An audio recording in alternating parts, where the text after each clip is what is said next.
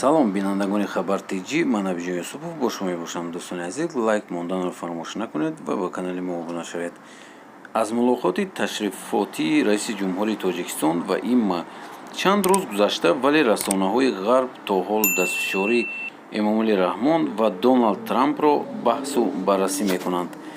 дар ҳошияи нишасти сарони кишварҳои арабиву мусулмонӣ ва имма ки дар пойтахти подшоҳи арабистони Саудӣ Риёз баргузор шуд, раиси ҷумҳурии Тоҷикистон ҳангоми салом кардан бо Доналд Трамп даст боло шуд.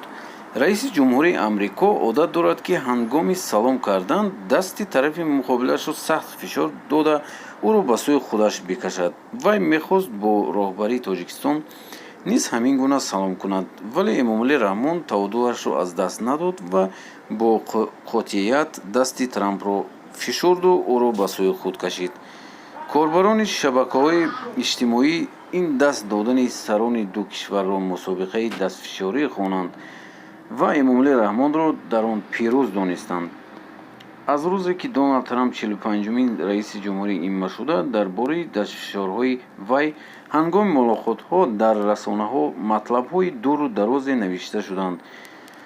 бисёре аз роҳбарон ҳангоми мулоқот бо Трамп ҳақиқат бо давоми вай меяфтанд, ки Трамп бо ин шӯхиҳояш ҷуръат мекунад, ки ҳамсуҳбаташро ба сӯи худ кашад.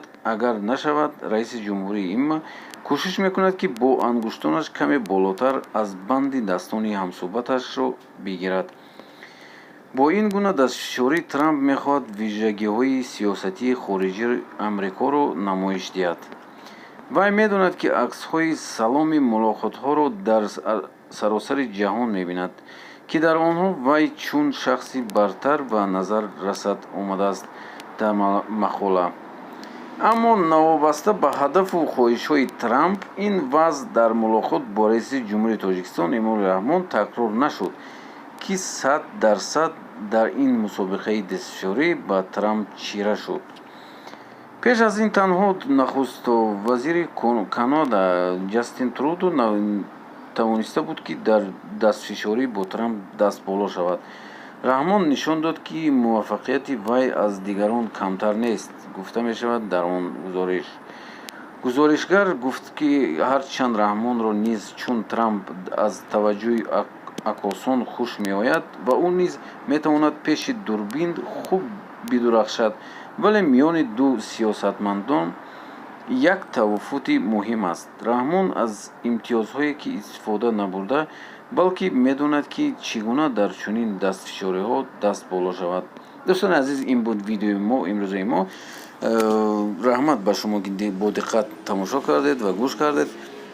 шумо албатта нависед ба комментария ҷаноби Олӣ Эмомалӣ Раҳмон дар ин ҷанг ғолиб омад ва Дональд